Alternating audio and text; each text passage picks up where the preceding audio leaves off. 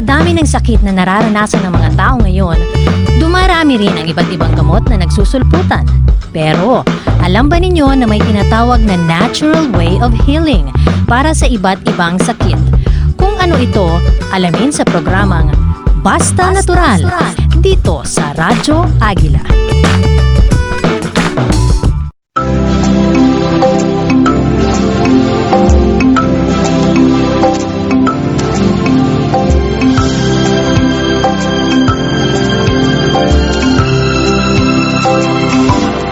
Itong pinag-uusapan natin ay almoranas. Ang importante ay alam natin kung anong gagawin.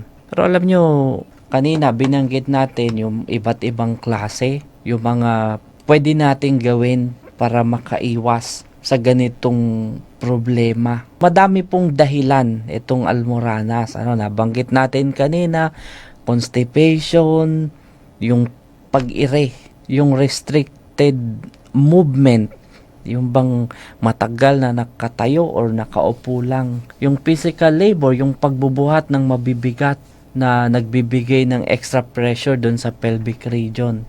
Kahit yung matinding pag-ubo, pwede maging dahilan ng almoranas po yan. Pagiging obese or overweight, yung kahit pagbahing, yung sneezing paulit-ulit dahil sa allergy, nagkakaroon ng problema yung veins doon sa may rectum. Madalas na nagkakaroon ng diarrhea, pwede rin maging dahilan ng almoranas. Yung mga symptoms, iba-iba, depende kung anong klase. Minsan nandun lang, nangangati lang. Minsan nagkakaroon ng mucus discharge. Yung iba may discomfort, tapos yung bang katatapos lang dumumi, pakiramdam niya, meron pang natira.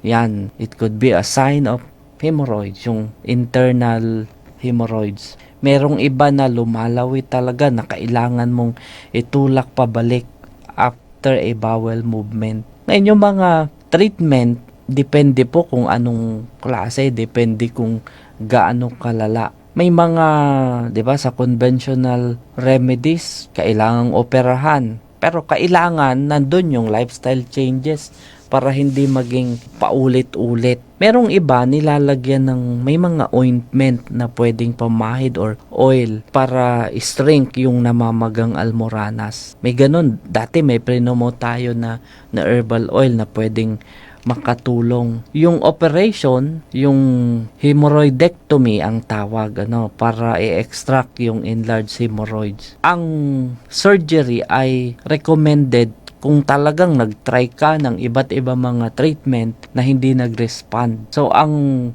consideration for surgical removal ay yung severity ng hemorrhoid. It's a minimally invasive standard medical procedures. Merong iba ang ginagawa yung rubber band ligation. Tinatalian ng rubber band para i-cut yung supply ng dugo dun sa almoranas. Tapos usually, yun, lalaglag lang siya in 2 to 10 days. May mga ganung procedure. Yung iba, sclerotherapy. May i-inject dun sa hemorrhoids para mag-shrink. Pwede ring electrical coagulation na siyempre susunugin yung inflamed tissue using laser or infrared light. So depende sa inyong doktor. So ang primary objective sa hemorrhoids treatment ay para mabawasan yung extra pressure dun sa pelvic floor na pwedeng makadisrupt dun sa healthy bowel continence. Kaya kailangan talaga yung diet na mayaman sa fiber, 'di ba? Yung mga fibrous foods katulad ng mga gulay, prutas,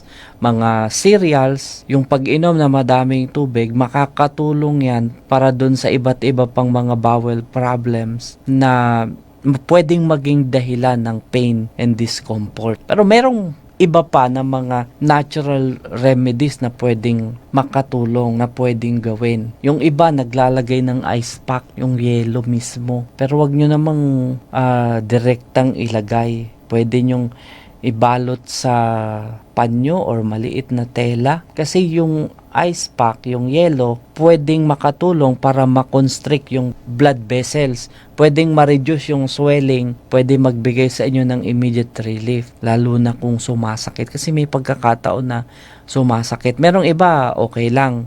Pero kung sumakit, pwede nyo lagyan ng yelo. May mga cases na yung paglalagay ng yelo, sinasabay na pag-inom ng mga pain reliever. Lalo na dun sa mga thrombus, prolapse, hemorrhoids. Kaya importante na ito mga ganito, sabi ko nga kanina, kung nag-try ka nito mga home remedies, tapos ilang araw ay walang improvement, importante na magpakonsulta sa inyong mga doktor. Huwag po kayong mahiya. Normal lang po yan na natitingnan. 'di ba doon sa mga yung annual exam sa mga opisina, tinitingnan po 'yan. Sinisilip talaga ng doktor yung tumbong nyo para makita kasi pwedeng makaapekto 'yon sa pagtatrabaho. Kaya talagang dapat na bantayan.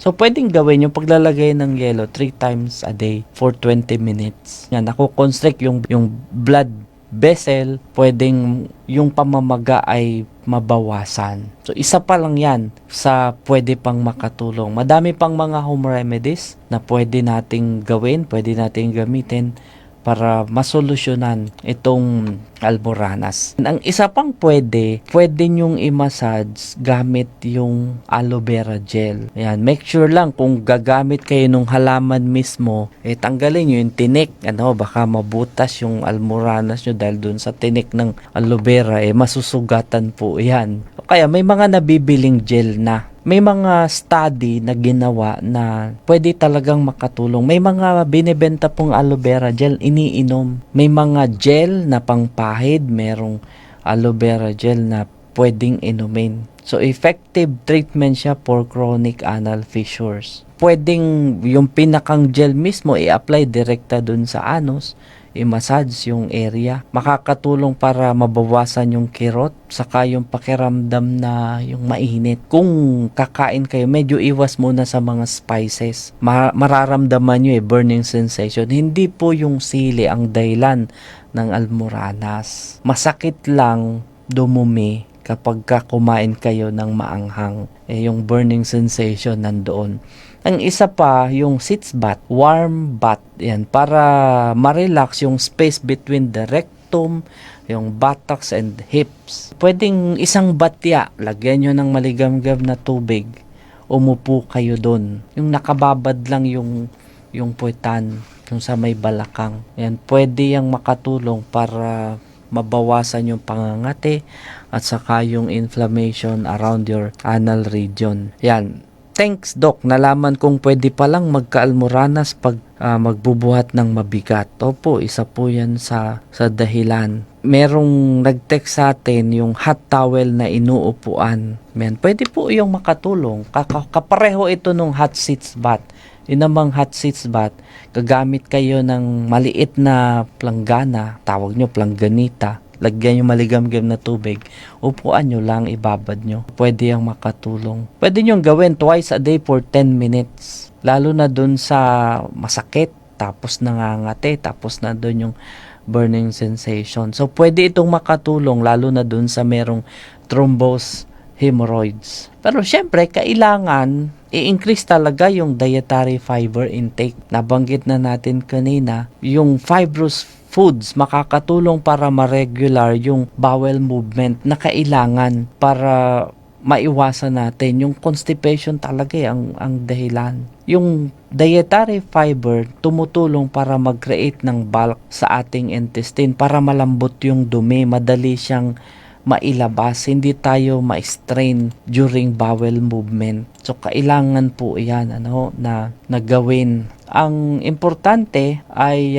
gawin natin muna itong mga home remedies na ito. Mapigilan natin yung constipation. Isa yan, katulad ng madalas nating binabanggit. Kailangan na mapigilan natin yung constipation. Yung pag-inom ng madaming tubig, kailangan po yan, dahil nga sa yung pagka uminom kayo ng fiber tapos kulang yung tubig, makukonstipate kayo. Instead na makatulong para maging bulky talaga yung stool. So, yung mga mayaman sa fiber, mga prutas, saging, peras. Sa saging, wag yung latundan, yung lakatan at saka saba. Mansanas o kaya figs. Yung mga gulay like broccoli, green peas, daming pwede. O kaya oatmeal, brown rice, barley, yan, yung mga beans, yung munggo, mga lentils, pwede po yung makatulong. Pero kung magdadagdag kayo ng fiber, dahan-dahan lang kasi yung iba ay nagiging dahilan ng gas, ng stomach cramps, ng bloating. So kung kayo laging kinakabagan, medyo kailangan sabayan nyo warm water lalo na kung fiber supplement ang inyong iinumin. Yung psyllium fiber, psyllium husk, makakatulong po yan para sa may almorana. So magandang source siya ng fiber. At yung kanina pang binabanggit natin, proper hydration. Hydrate ourselves with enough water. Tubig po, hindi soft drinks, hindi juice, hindi iced tea. Kung meron kayong internal or external hemorrhoids, kailangan talaga i-increase yung water intake.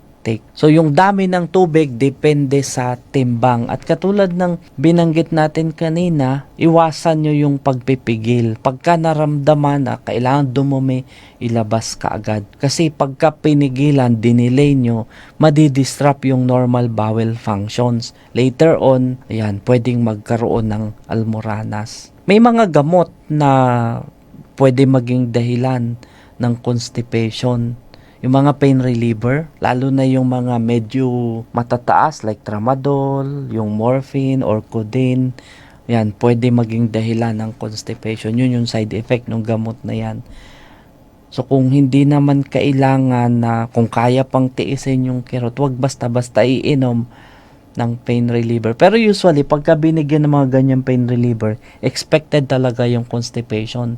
Kaya nagbibigay ng gamot para sa constipation. Importante rin na ma-maintain natin yung healthy body weight kasi pagka overweight, magiging dahilan ng inflammation sa anal region. Iwasan yung sedentary lifestyle.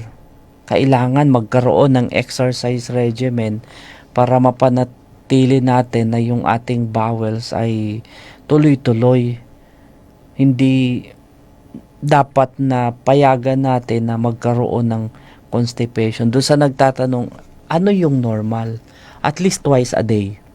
Hindi po ako masaya na once a day lang bowel movement. At least twice a day. Importante po yun, mapigilan natin yung constipation. Dok, nakakatulong po bang pag-inom ng BCO? Okay po, pwede po yan para doon sa may constipation. Pero sa pagkain, medyo nguyain yung mabuti pagkain. Makakatulong din po yun. Uminom na madaming tubig. Pero wag lang iinom na kasabay ng pagkain. In between meals, dun kayo uminom na madaming tubig. Maging habit yung pag-inom na madaming tubig para maiwasan natin. Hindi lang itong almoranas, hindi lang yung constipation at iba pang mga problema pang kalusugan. Tandaan natin, kung may mga iniinom po kayong gamot, hindi po siya magiging epektibo kapag tayo ay dehydrated. So, yung proper hydration is a must para maging maganda yung ating immune system, yung ating buong kalusugan.